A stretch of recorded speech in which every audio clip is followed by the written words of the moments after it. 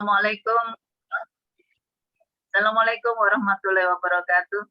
Alhamdulillah para pemirsa dan juga para jamaah yang insya Allah dirahmati Allah Subhanahu Wa Taala, kita masih bisa berkumpul. Kali ini adalah sesi tanya jawab tentang sholat dalam berbagai keadaan.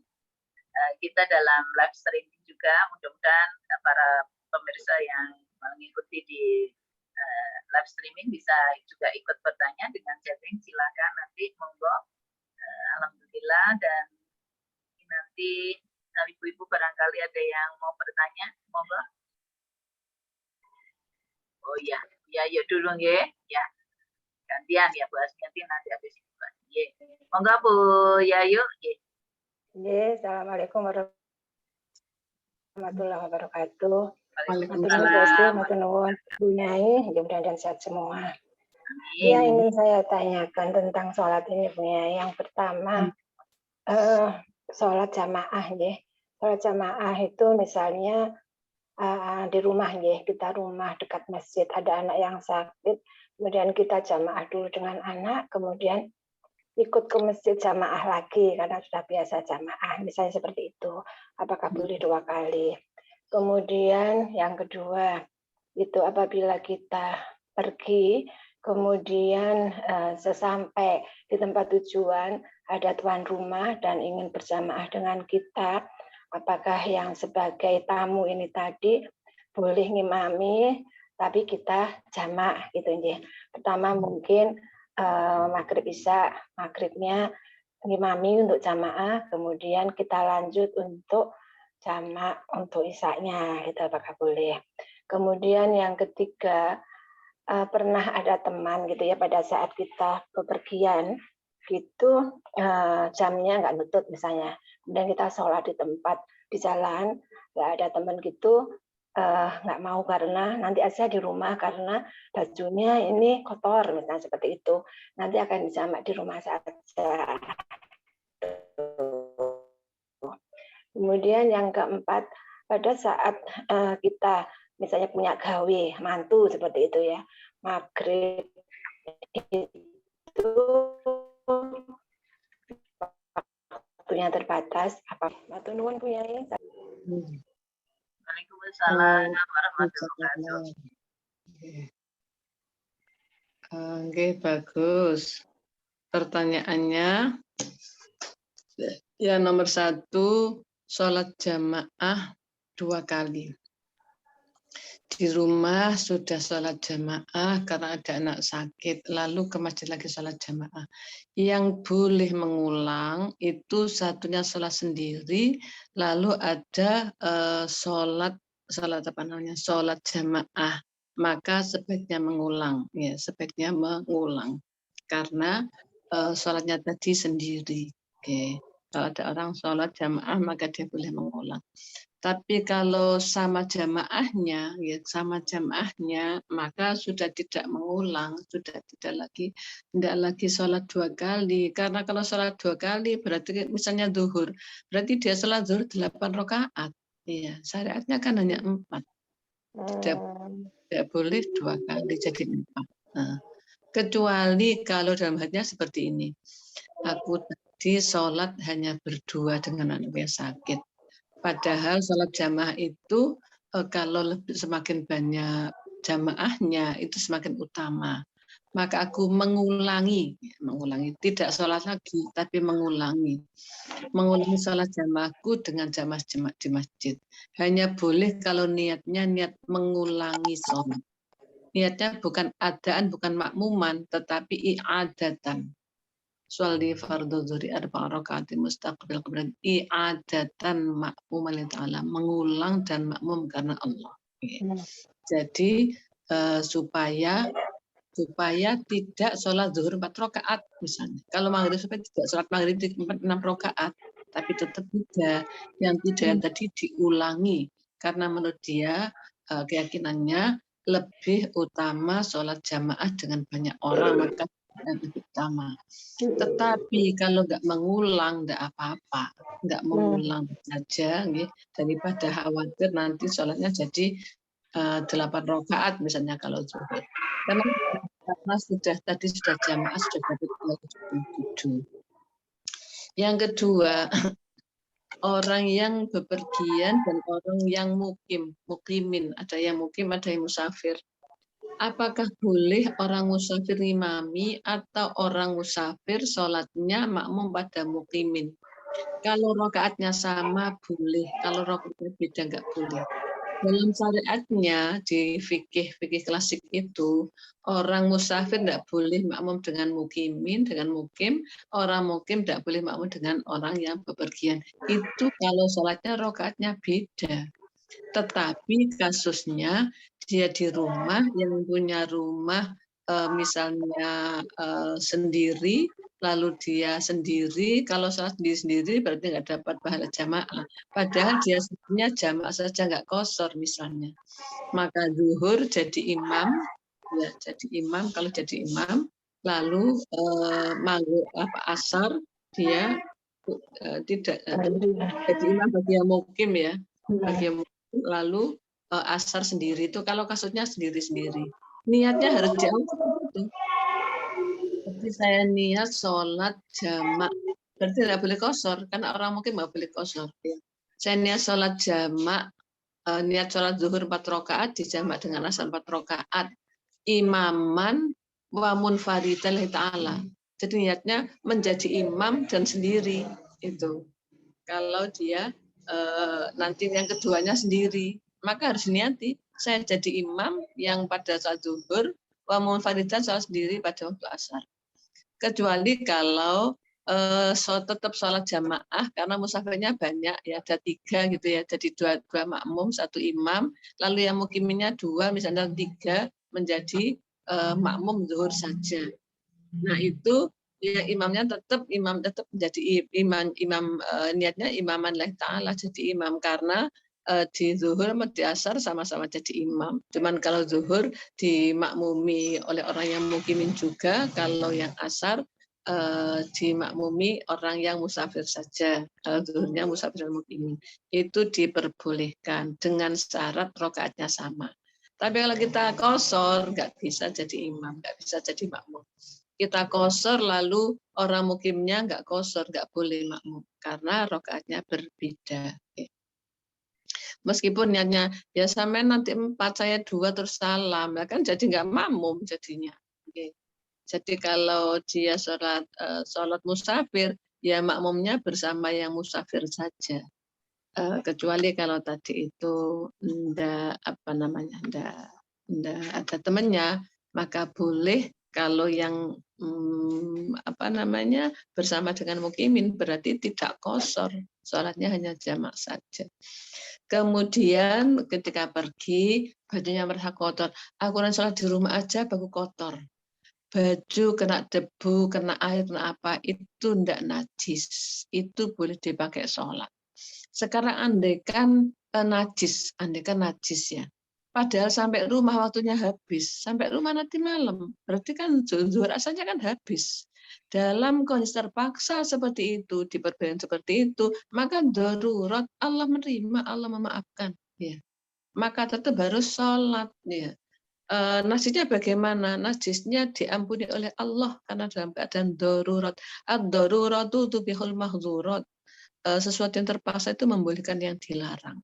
Itu jadi tidak boleh jamaknya di rumah karena waktunya sudah habis, sampai rumah nanti isya. Pada sekarang sholat zuhur dengan asar, yang boleh jamak di rumah itu maghribnya.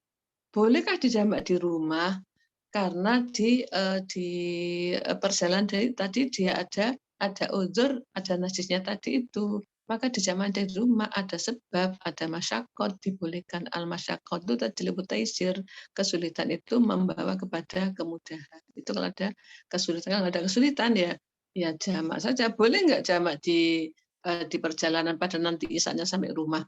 Harus harus sempurna. Isanya sampai rumah, isanya 4, isanya nggak qashar karena sudah sampai di rumah. Jadi maghrib 3, isya 4 kalau sholatnya dijamak di perjalanan. Tuh. Kemudian ada acara misalnya di jamak. Kalau acaranya atas acara syar'i, acara yang mungkin seumur sekali seperti kemanten yang jadi manten itu atau apa namanya orang tuanya itu didandani ya didandani dirias itu habis asar dia tadi zuhur sudah sholat zuhur atau mungkin diriasi asar nggak bisa sholat maka dijamak zuhur dengan asar dijamak di zuhur jamak takdim nanti maghrib isya dijamak di asar dijamak di isya jamak takhir dalam kondisi darurat tadi itu dalam kondisi terpaksa karena ada acara yaitu seumur hidupannya sekali maka Islam itu memberi kemudahan ya tadi termasuk sholat dalam berbagai keadaan tadi. Tapi kalau misalnya itu bukan yang jadi manten, hanya terima tamu ya nggak boleh. Terima tamu ikut-ikut nggak sholat itu jamak ya dosa. Kenapa? Karena dia bukan yang bukan yang punya hajat utama.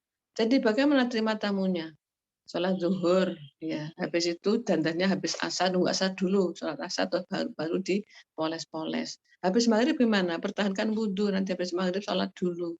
Setelah itu kemudian melaksanakan tugasnya terima tamu. Nanti bisa malam habis mantenan acaranya terus malam. Itu kalau yang dibolehkan hanya yang mereka yang punya hajat itu yang memang dia yang mengalami tapi kita yang terima tamu kan cuma membantu saja nggak boleh membantu sampai menghilangkan kewajiban kepada Allah maka kita antisipasi ya para terima tamu biasanya gitu kan acaranya jam 7 itu sudah mulai sudah di paesi jam 1 itu harus tetap melaksanakan sholat asal saya tak sholat dulu sebentar, sholat dulu kan sebentar ya, wiridannya habis bab sambil dipais itu boleh sambil dirias ya. Maghrib juga gitu, disempatkan dulu sholat. Nah kan sudah dirias, iya kan tinggal masang kaos kaki dengan kaos tangan saja kan sudah nutup aurat ya. Sholat dengan riasan kan boleh, iya. Begitu. Jadi hanya yang mantennya dan orang tuanya memang yang punya hajat azam, hajat terbesar dan itu darurat itu dibolehkannya jamak supaya tinggal sholat. Gitu Bu Fuad. Gitu ya, Bu Fuad. Baik. Baik, sami-sami. Monggo Bu Asmiati kalau mau bertanya. Diaktifkan dulu Bu mic-nya. Sudah. Nggih, matur suwun. Assalamualaikum warahmatullahi wabarakatuh. Waalaikumsalam warahmatullahi wabarakatuh. Alhamdulillah ilmunipun Bunyai dek dalu pun angen-angen napa pertanyaan jamak kosor ngoten pun angen-angen kula. Niki pun gamblang tapi kula sak menika. Nah, niki kula ingkang kula tanggetaken niku nate nunggu bapak kula niki sakit. Terus kan wudhunya tayamum Bunyai, tapi beliaunya itu tidak mampu bangun sama sekali karena saking lemahnya gitu. Kalau bangun biasa harus dibangunkan. Lah niku kula tayamumi Bunyai. Jadi saya kan saya nempelkan ke tembok gini, lalu saya pelekan ke tangan, lalu saya pelekan ke tangannya bapak saya. Itu kalau tidak pas antara jari-jari bapak saya dengan saya itu apakah tayamumnya itu sah atau gimana Bunyai? Lalu yang kedua ini tentang ibu saya itu dianya itu kan diabetes lalu kadang tidak bisa menahan untuk pipisnya. Nah itu kalau sholat itu sebenarnya saya itu membau Bunyai. Kalau pipisnya itu bajunya itu ada najisnya saya bau, tetapi beliaunya itu tidak bau atau bagaimana ya. Untuk mengingatkannya itu saya itu mengawalinya bagaimana? Karena pernah saya mengingatkan itu beliaunya itu karena dia itu mudah tersinggung, lalu marah seperti orang ngamuk-ngamuk. Jadi saya itu mau mengingatnya itu bahasa saya itu bagaimana? Nggih. Nggih, matur suwun Bunyai. Matur suwun. Assalamualaikum warahmatullahi wabarakatuh.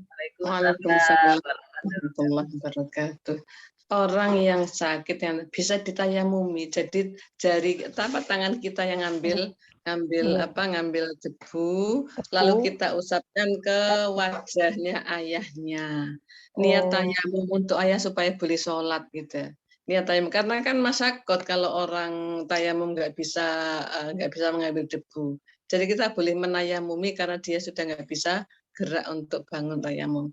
Niat tayamum untuk ayah supaya boleh sholat, ambil debu atau diusapkan di wajahnya ayahnya.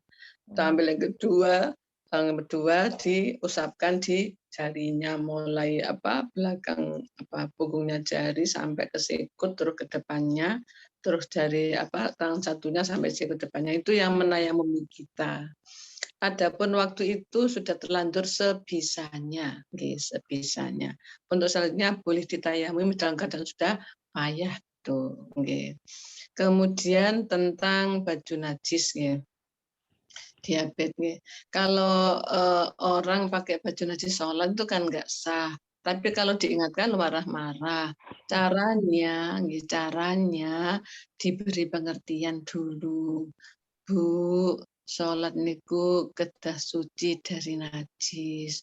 Kalau bajunya ada bekas najis, bekas pipis najis kan nggak sah.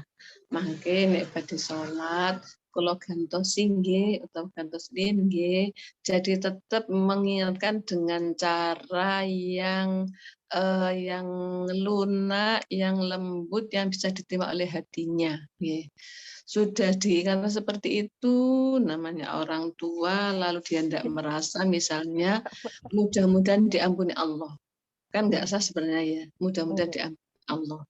Allah itu maha sayang, Allah itu menerima ketaatan hambanya kepadanya. Kalau hambanya sudah ingin sholat, tetapi karena keterbatasan, lu nggak ngerti, lalu ada najis dipakai sholat, secara syariat tidak sah, karena ada najis. Tapi secara hakikat, Allah itu maha sayang, maha memaafkan hambanya, maha memaafkan kebodohan hambanya, ketidaktahuan hambanya. Jadi kita nggak bisa mengatakan, nggak sah itu dosa neraka. Itu urusan Allah, masuk surga neraka. Tapi orang yang sudah ingin taat dalam kondisi sakit tetap ingin sholat, itu Allah sudah mengapresiasi itu ya. Allah sudah menganggap baik. Adapun untuk cara semaksimal mungkin apapun yang bisa dilakukan untuk menjadikan sholatnya orang tua sah dengan berbagai cara. Jadi jangan nyata waktu itu dikatakan kena, ya sudah besoknya lagi pelan-pelan. Ibu diomongin lagi, diberi kepahaman dengan ketika dalam keadaan tidak sholat, yang tidak santai-santai gitu, bahwa sholat harus suci, kalau kena najis nanti sholatnya nggak sah, diberi pengertian yang enak gitu sehingga paham. Oh, nek ono najis gak sah ya wis gak ngono kok nek kate salat tak salin dhisik gitu. Dengan mengingatkannya di atine ya. Fabima rahmatin minallahi lindalahum. Karena rahmat Allah saja kau bisa lemah lembut kepada sesama, kepada orang-orang. Kalau kita fardhu ghuridul qalbi bila fardhu min hawli, kalau kita mengingatkannya kurang masuk dalam hati, ibu itu najis gak kena boleh, itu mungkin marah-marah gitu. Meskipun kata-kata yang sini sudah sopan maksudnya, tapi karena temperamen ya, sehingga dengan kata-kata saya sudah dianggap menghinakan, dianggap suatu gak sah ya itu. Jadi cara mengingatkannya diambil situasi kondisi yang paling menyenangkan, lalu kita memasukkan ilmu, memasukkan pemahaman. Jadi tidak menyalahkan ibunya salah, enggak. Tapi diberikan syariatnya, ilmunya, aturannya ngenten Bu. Makanya kalau ini sah, kalau ini enggak sah, itu diberi pengertian itu. Jadi tetap berusaha, jangan putus asa, tetap usaha kapanpun mengingatkan dengan cara yang hatinya bisa menerima dengan senang. Atau mungkin diberikan rujak dulu atau diberikan baju dulu. Diajak makan. Kali maaf ya ngomong-ngomong ya punya ini. Iya, kalau memang itu harus ditempuh, kenapa enggak? Pinter berarti kalau punya ini. Sukanya itu apa namanya? Manis, rujak petis ya, bilang rujak petis kalau udah. Kita bikin suasana enak dulu, baru kita ingatkan, gitu ya. Nggih, matur suwun Benyai, matur suwun sangat. Gimana? Gitu ya, matur nuwun. Ada lagi yang mau bertanya? Monggo. Ya, Bu Jarwati, monggo silakan.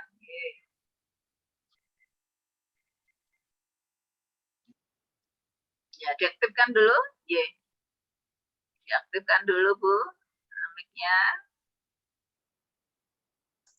Ya, sudah. Monggo. Assalamualaikum warahmatullahi wabarakatuh, Bu. Waalaikumsalam warahmatullahi wabarakatuh. Saya tanyakan, bolehkah di daerah dingin itu berwudu dengan air hangat maksud saya? Atau mungkin saja? Soalnya kalau pagi itu kalau sholat subuh itu airnya dingin banget seperti di Monggo jajar. Itu aja, ujar nanti. gitu aja. Bagus pertanyaannya. Di daerah yang sangat dingin maka boleh wudhu pakai air hangat. Yang makruh ya, bukan nggak boleh. Makruh itu kalau ma'ul musyammas, air yang terkena panas matahari sampai panas itu kalau dipakai wudhu itu makruh. Makruh itu nggak dosa. Jadi air panasnya karena kena air itu. Kalau kita air panasnya memang dipanaskan supaya nggak kedinginan, itu tetap air mutlak namanya. Tetap air mutlak. Dan jadi itu boleh untuk wudhu karena hanya untuk campuran saja. Air dinginnya dicampur dengan air panas jadi hangat. Untuk wudhu dibolehkan karena supaya bisa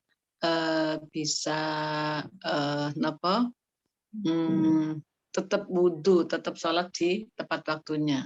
Di daerah pegunungan memang sangat dingin, dan boleh pakai air hangat untuk wudhu, untuk mandi suci, untuk wudhu boleh pakai air hangat. Islam itu mudah, tidak menyulitkan. Ya baik, gitu ya Bu Jarwati. Ya, Bu Yayu, monggo kalau mau bertanya kembali Bu Nyai, Bu Yayu, monggo Bu Fuad ya, Bu Fuad, monggo.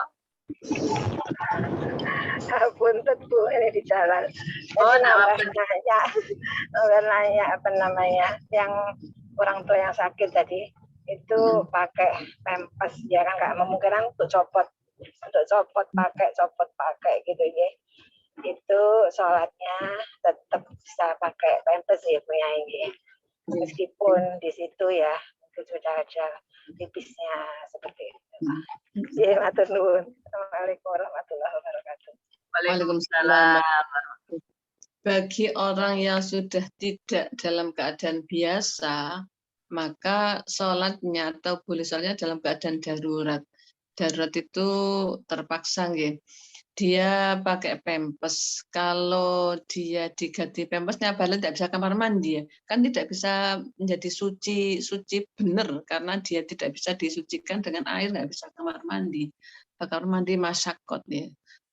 Kamar mandi harus bopong, nggak ada yang kuat bopong misalnya. Maka ketika dia pakai pempes diganti dulu pempesnya. Nah, ternyata pempesnya habis waktunya sholat, misalnya mau beli hujan misalnya, maka dalam keadaan darurat, sudah notok usahanya, maka Allah menerima kondisi sholat mastatoktum sebisa kalian. Kalau bisa masih usaha, pempesnya diganti. Jadi gantinya 5 kali. Ya kalau nggak 5 kali ya dijamak tadi ya, dijamak jadi 3 kali ganti pempesnya ya. Karena memang kondisinya sudah payah gitu ya. Jadi kalau bisa pempesnya diganti dulu. Tapi kalau bisa sebisanya. Allah sudah paham. Itulah tafsir firman Allah. Innalladzina amanu amilus sholihati falahum ajrun ghairu mamnun.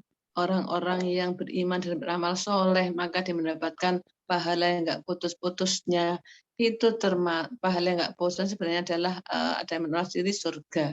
Ada yang menafsiri termasuk kondisi dalam keadaan sudah tidak bisa melaksanakan ibadah seperti biasanya. Maka masih dapat pahala karena ketika dia dalam kondisi normal selalu melakukan. Contohnya orang sakit itu, dia nggak pernah tinggal sholat. Begitu dia sakit, lalu dia sholatnya sudah harus pempesan, udah diganti sebentar lagi ada pipis lagi, misalnya karena sudah dalam keadaan nggak normal. Maka seperti itu tetap mendapatkan pahala seperti sholat waktu dia sehat dulu. Itu falahum ajrun ghairu mamnun. Tetap mendapatkan pahala yang tiada putusnya. nggak pernah tinggal sholat tahajud. Begitu dia sakit nggak bisa tahajud, tetap dapat pahala sholat tahajud sebagaimana dia masih sehat dulu. Karena dia tidak sholat tahajudnya gara-gara sakit. Itu falahu ajrun ghairu mamnun. Termasuk orang tua yang sakit lalu sholatnya pakai pempes, itu gimana, diterima apa enggak? Falahu ajrun ghairu mamnun. Dia mendapatkan pahala yang tidak putusnya, tetap dapat pahala seperti kondisi normal dulu, dia nggak pernah tinggal sholat. Tapi yang menunggu sakit dan tetap usaha untuk membuat dia suci, pempes diganti sebisanya. Itu nggih. Itu nggih, Bu Bu Agi. Baik, ada lagi yang mau bertanya? Bu? Ya. Saya punya yang bertanya. Siapa? Ada. Oh ya, Bu Eni, monggo Bu Eni. Ya. Terima kasih. Assalamualaikum warahmatullahi wabarakatuh. Waalaikumsalam warahmatullahi wabarakatuh. Tanggupnya Kubu Nyai, sholat jamak. Sholat jamak itu tadi keterangannya Ibunya itu kalau nggak salah umpamanya zuhur sama asar. Yang niatnya kan di jamak takdim, itu niatnya kan niat sholat zuhur 4 rakaat nggih. Jamak niki artine niat sholat zuhur 4 rakaat jamak sama asar kan ngaten. Nggih, 4 rakaat. 4 rakaat juga. Bukan mboten sholat zuhurnya niat biasa dulu. Niki ngapunten, ada yang bilang sholat zuhurnya biasa enggak apa-apa. Cuman pas waktu sholat zuhur itu nanti harus dalam hatinya ada niat jamak asar. Jadi pas sholat zuhurnya itu niatnya biasa. Pripun punya? Assalamualaikum. Waalaikumsalam warahmatullahi wabarakatuh. Pripun.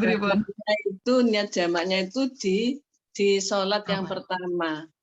Jadi niat sholatnya jamaknya itu di sholat zuhur, sholli fardhu zuhri 4 rakaatin majmu'an ma'al asri 4 rakaatin jamak takdimin imam atau makmuman lillahi ta'ala Allahu akbar.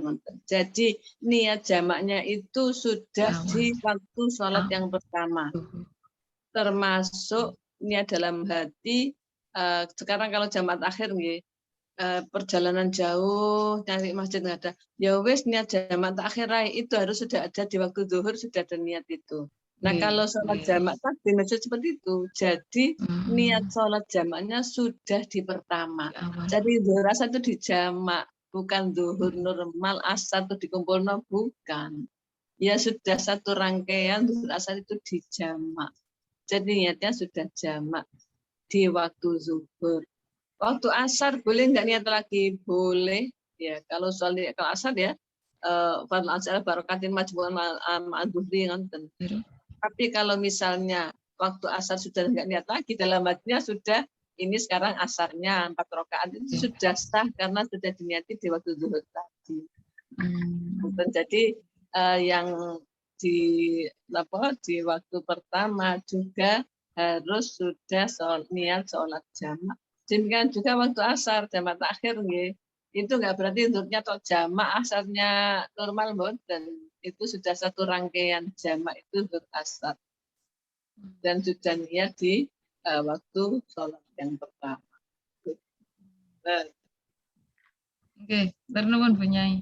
Nggih. Wonten malih yang mau bertanya? Monggo. Ya. Kalau tidak ada, saya yang bertanya ini Bu Nyai. Yang pertama Bu Nyai, saya mau bertanya, jika kita ini keburu mau pergi Bu Nyai, kemudian kita jamaah di rumah itu, nah sedangkan azannya itu belum selesai, tapi kita sudah melakukan sholat itu, apakah boleh? Yang pertama. Satu, yang kedua itu kalau kita mau menjamak, baik misalkan jamak takdim atau jamak takhir itu sebaiknya sholat apa dulu yang kita lakukan? Misalkan jamak takdim untuk zuhur asar gitu kan? Apa biasanya yang takhir ya, biasanya untuk yang takhir punya yang saya tanyakan. Jadi zuhur dan asar, kemudian nah ini bagaimana mengerjakannya zuhur dulu baru asar, atau asar, kan saya mendengar itu ada yang mengerjakan itu ya pada waktu sholat dulu itu apa, baru dikerjakan yang jamaknya itu pripun punya gitu. Itu yang masih belum paham.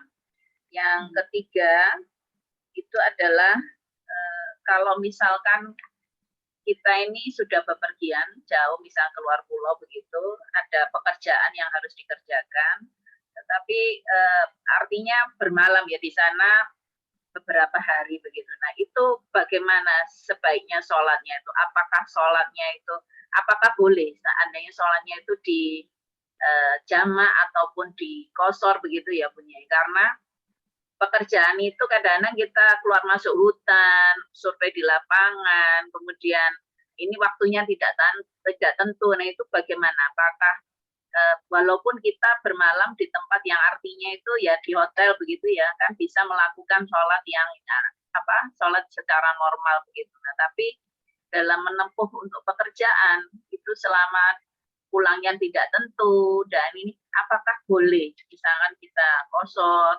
atau mungkin sudah lelah di perjalanan, kemudian malamnya kita jamak antara maghrib dan isya begitu, pripun punya itu yang mohon pencerahannya.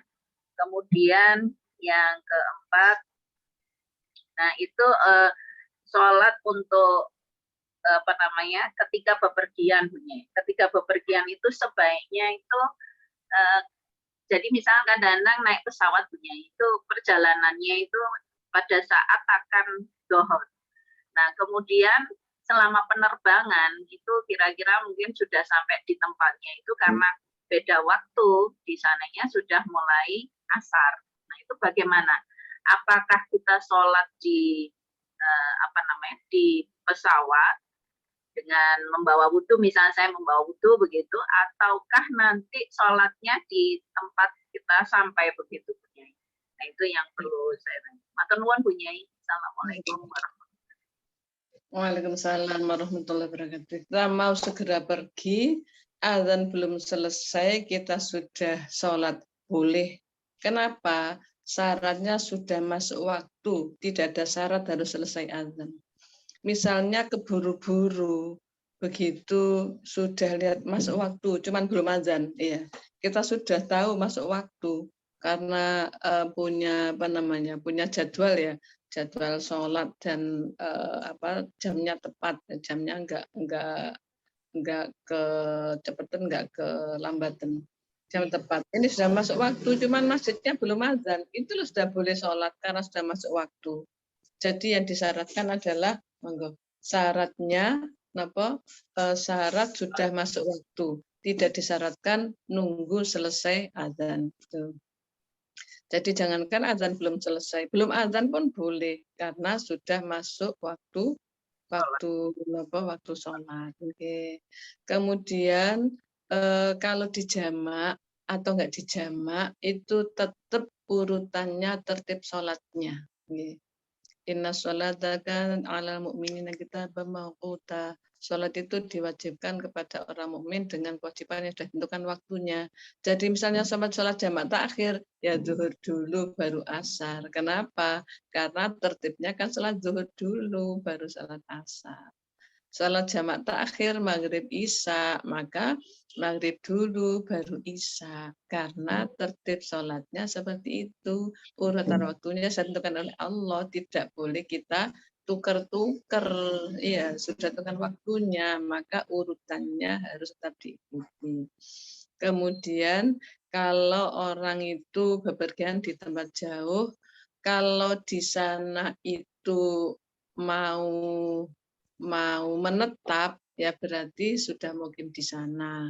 Kalau di sananya itu nginep, maka 3 hari dianggap masih bepergian. Ketika nginep 3 hari itu masih boleh jamak qashar.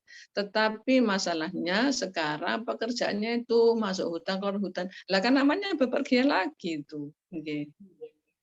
Bepergian lagi untuk jamak, tidak disyaratkan bepergiannya sudah jauh. Karena Nabi pernah jamak di rumah, belum berangkat sudah jamak, kan berarti boleh jamak itu enggak disyaratkan waktu jauh. Yang qashar jamakkan disyaratkan waktu jauh. Nah, kalau dia keluar masuk hutan kan berarti dia bepergian lagi, maka tetap boleh jamak saja kapan saja kalau nggak jauh. Kalau jauh sembelih jamak qasar itu. Jadi tetap boleh jamak sampai berapa hari pun, karena dalam keadaan dia bepergian menempuh perjalanan yang lama gitu. Kemudian kalau kita mau pergi, kalau sudah masuk waktunya sholat, ya kalau sudah masuk waktunya sholat, ya sholat dulu. Tetapi masalahnya pesawatnya keburu, ya keburu kita mau sholat sudah dipanggil, sudah antri keburu. Nah, akhirnya sholatnya di pesawat karena dia terburu berangkat, tapi sudah punya wudhu jadi nggak tayamum. Tuh. Nah, kalau kita sholatnya misalnya Surabaya Jakarta sampai sana itu masih zuhur juga, itu ya sudah sholat di Jakarta boleh. Gitu. Tapi kalau sampai sananya sudah zuhurnya habis, maka harus sholat di pesawat. Gitu. Begitu, gitu. Jadi sebisa kita. Gitu. Jadi matur nuwun jadi supaya tidak ada keraguan lagi.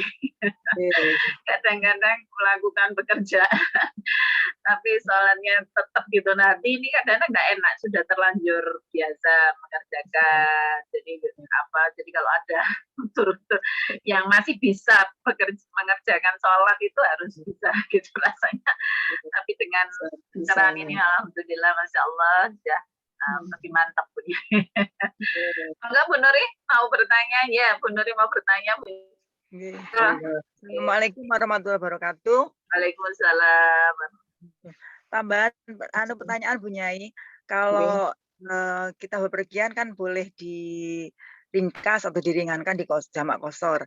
Bagaimana dengan sholat rawatibnya Bu Nyai? Oke. Dilakukan apa enggak? Demikian juga misalnya dengan sholat-sholat sunat yang lainnya. Matur nuwun. Assalamualaikum warahmatullahi wabarakatuh. Waalaikumsalam warahmatullahi wabarakatuh. Kalau pengen sholat rawatib boleh, karena di perjalanan tidak ada larangan sholat sunnah. Meskipun sholatnya aja boleh dijamak, boleh dikosor, rawatibnya tetap bisa dilaksanakan. Nah, rawatibnya yang zuhur ya berarti hanya qobliyah zuhur, ya asar, enggak ada ba'diyah asar. Kalau maghrib ada qobliyah maghrib, ada ba'diyah isya, enggak ada ba'diyah maghrib karena langsung ketumbuk dengan isya-nya. Jadi kalau rawatibnya boleh sebelumnya dan sudahnya. Hanya kalau setelah asar tidak ada rawatibnya, maka hanya ada qobliyah zuhur. Tidak ada ba'diyah zuhur, tidak ada qobliyah asar. Kenapa? Karena waktunya disambung, tidak boleh jeda. Jadi sholat jamak itu habis selesai sholat zuhur, salam, langsung melakukan sholat asar, tidak ada jeda sholat sunnah. Jadi sholat rawatibnya hanya boleh yang di sebelum zuhur saja, setelah asar nggak ada, setelah zuhur sebelum asar nggak ada, karena langsung dijamak tadi itu dikumpulkan waktunya. Kalau maghrib bisa qobliyah maghrib, ba'diyah maghrib nggak ada, qobliyah isya nggak ada, karena waktunya kumpul tadi langsung sambung. Nah setelah isya ada ba'diyahnya itu. Terus gimana pahalanya sholat rawatib?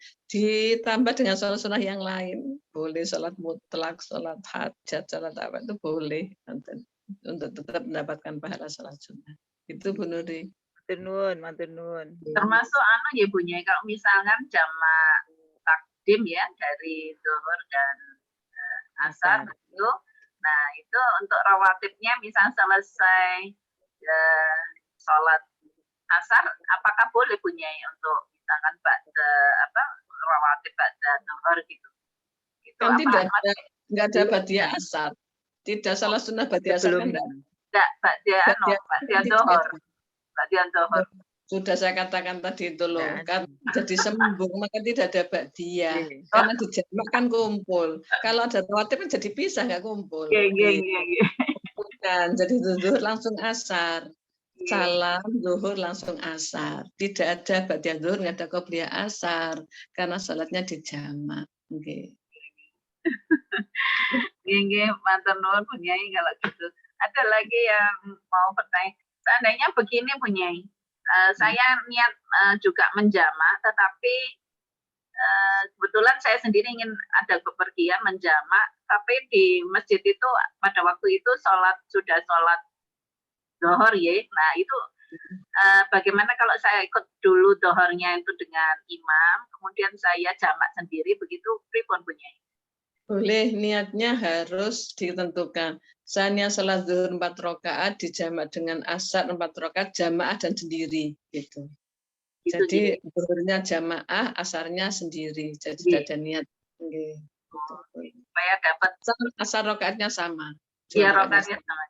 So, Oke. karena supaya dapat pahalanya jamaah itu loh Bunyai kan ikut Oke. yang Oke. Itu yang tanyakan Bu Fuad tadi itu. Tanyakan Bu Fuad tadi itu. Oke. Oke. Baik ibu-ibu ada yang masih bertanya? Oh masih, ya sudah. Monggo Bu Eni satu lagi pertanyaan. Monggo Bu Eni diaktifkan dulu mic-nya. Ya, monggo. Nggih, Bu Nyai. Ngapunten nyambung melih. Oke. Untuk yang kalau sholat isya jamak takdim, waktunya kan masih di maghrib. Nah itu apa boleh nantinya setelah jamak isya kemudian sholat ba'diyah. Oke. Kemudian nyambung kali witir juga.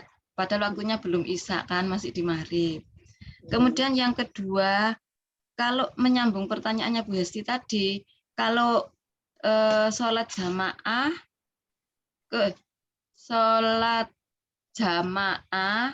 kemudian maghribnya umpamanya jamaah, kemudian isaknya sendiri. Ini niat jamaknya tetap di maghrib nggih? Isya jamak takdim, maghribnya jamaah, tapi yang isaknya ini kan piyambak. Itu niat jamak takdimnya isya tetap ditaruh di maghrib ngaten. Oke.